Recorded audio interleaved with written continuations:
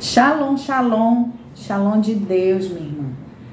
Nesta manhã, nesse dia, você possa verdadeiramente desfrutar da paz do Senhor Jesus na sua vida e na sua casa.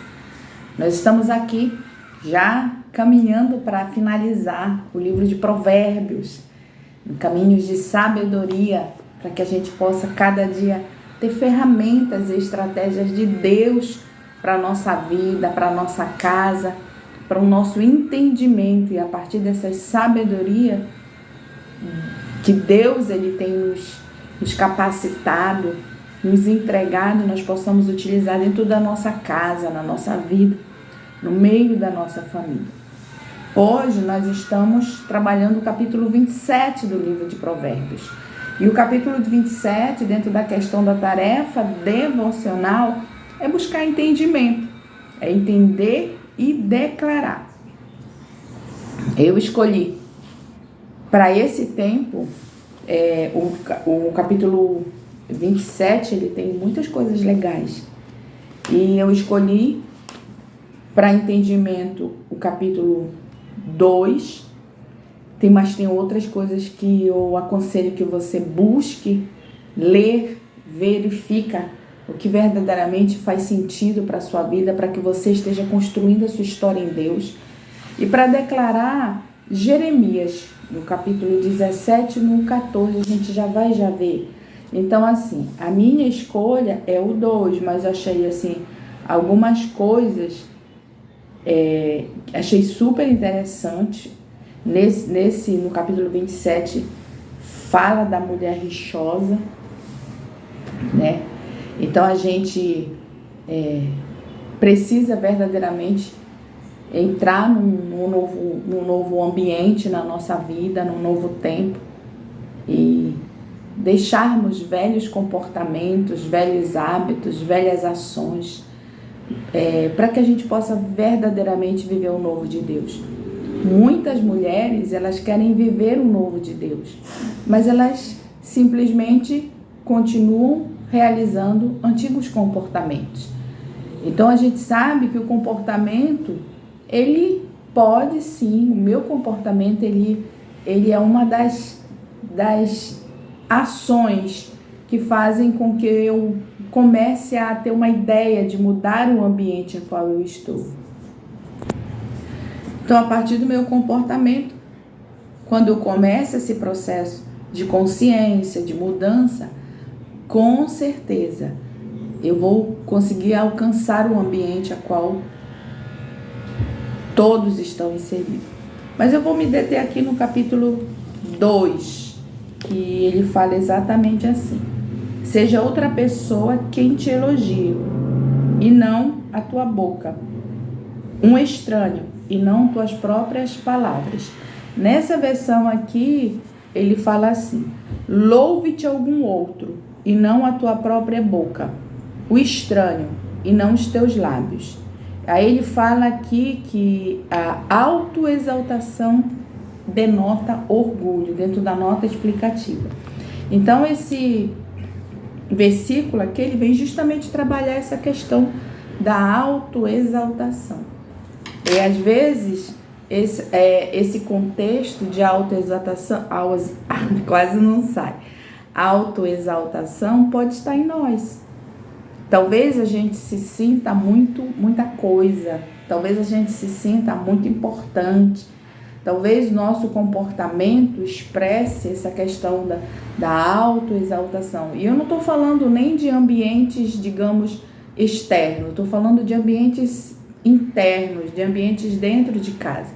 É muito comum ver mulheres que elas têm esse entendimento de se achar melhor do que o marido, de se achar dona da verdade, de se achar que está correta e que ela é muito correta, e que começando a exaltar as suas próprias qualidades. E aqui a gente vem aprender que não sou eu quem tenho que ficar falando as minhas qualidades, exaltando as minhas qualidades.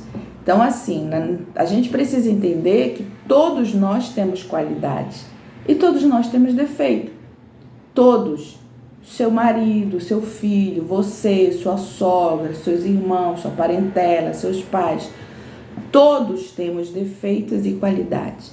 O que não pode é nós começarmos a criar mecanismos mentais que nos façam entender que, de alguma forma, eu tenho mais qualidades, eu sou mais correta, eu sou mais certinha. E aí, com isso, eu venho a querer...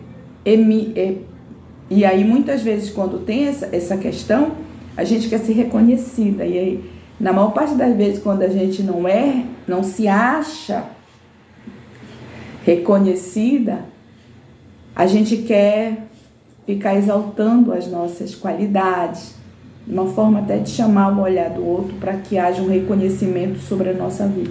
A gente não precisa disso. Ainda que o outro não reconheça, não tem problema. Ainda que o outro não veja a sua qualidade, não tem problema. Em algum momento alguém vai ver. E também, se alguém não vê, não tem problema. Você não precisa andar se auto-exaltando, porque isso ele reflete diretamente uma forma de orgulho. E a gente tem aprendido, gente, aqui em Provérbio tem muita coisa boa, tem muita coisa legal, tem muita coisa assim de Deus, entre a mulher rixosa, a preguiça, o comportamento com outros, com a família e principalmente nós mesmos, conosco. Isso a gente precisa aprender. E é por isso que a gente está em caminhos de sabedoria. Então, se eu começo a querer me colocar num nível, num patamar maior, melhor do que o meu irmão, talvez em algum momento quero ser reconhecida, ou talvez eu comece um processo de autoexaltação. Isso é segundo aquilo que a gente tem entendido aqui no versículo 2 do capítulo 27, a gente está tentando meio que negociar algumas questões com o orgulho. A gente não negocia com orgulho. Eu sempre costumo falar, e é uma fala minha, que a gente não infla o ego das pessoas, a gente fura. Eu sempre costumo dizer, e isso faz parte do meu cotidiano. Eu digo, não comece a elogiar fulano, não, muito. A gente não está aqui para inflar o ego, a gente está querendo furar o ego. E da mesma maneira que a gente é com o outro, a gente tem que ser com nós. Nós não podemos querer inflar o nosso ego, fazer com que, porque eu sou muito importante, sou muito grande, eu sou muito, sou muito. Não, a gente não está aqui para inflar o ego, a gente está aqui para furar o ego. E uma das coisas que a gente precisa entender nesse processo é que o orgulho é uma das coisas que a gente precisa furar essa bolha, furar essa questão. Eu não preciso de me autoexaltar, de dizer para o outro que eu tenho muitas qualidades, porque aquele que vai ver, aquele que não vai ver, não vai ver. Eu não preciso gritar aos quatro cantos, aos quatro ventos, dizendo que eu sou, uau, como eu sou uma pessoa tão legal. E aqui, seja outra pessoa quem te elogie. Permita outros elogiar você. Não faça isso, você mesmo se auto-elogiar. E por incrível que pareça, é muito comum a gente estar diante de pessoas que têm esse comportamento de se auto-elogiar, se auto-dizer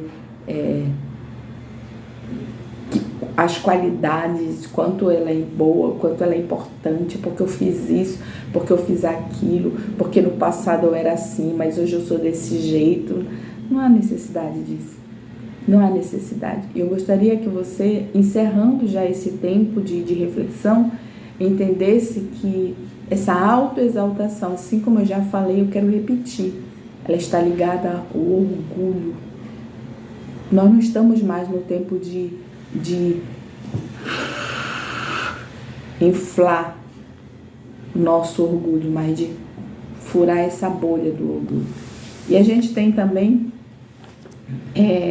dentro da tarefa devocional, entender. Se esse versículo faz sentido para você, busque entendimento. Comece a analisar a tua vida. Verifica onde você talvez esteja com essa condição, ou em alguma área da tua vida que você tenha expressado algum tipo de orgulho. Independente se você tem esse comportamento de se autoexaltar ou não, avalie isso. Que esse seja verdadeiramente um tempo de reflexão para mim e para você. E dentro desse contexto da tarefa devocional, é entender e declarar, eu escolhi o versículo 17 no 14 de Jeremias para declarar, que fala assim: cura-me, ó Yahvé, e serei curado. Salva-me e serei salvo, pois tu és aquele a quem eu adoro e louvo. Então, dentro desse contexto, eu decidi declarar isso: cura-me, Senhor. Cura-me de feridas da alma. Cura-me, Senhor, de orgulho. Cura-me, Senhor, de feridas do corpo. Cura-me, Senhor. Cura minha vida, onde tiver uma área onde ela possa estar inflamada, enferma. Cura-me, ó Yahvé, e serei curado. E eu quero declarar isso durante todo esse dia. Salva-me, Senhor, de mim mesma. Salva-me, Senhor, dos meus pensamentos incorretos. Salva-me, Senhor, das minhas ideias que estão distantes do teu propósito. Salva-me, Senhor, de mim mesma, porque essa tem que ser a nossa oração. Salva-me de mim mesma e serei salva, pois tu és aquele a quem eu adoro e louvo. Então, dentro desse dia, eu busquei entender a questão do orgulho e decidi declarar: salva-me, Senhor, porque se tu me salvar, eu serei salvo. Minha irmã, eu desejo a você, em Deus, que você continue construindo o seu caminho. E eu quero reforçar aquilo que eu tenho falado. Não ande pelo caminho de ninguém. Construa o seu caminho. Construa a sua história. Construa a sua trajetória. Construa os seus pensamentos, os seus sonhos. Tudo que rodeia você. Construa em Deus, por Deus e para Deus. E com certeza é Ele quem nos garante a vitória. Que Deus abençoe tua vida, tua casa. Em nome do Senhor Jesus Cristo, fica na Shalom do Pai.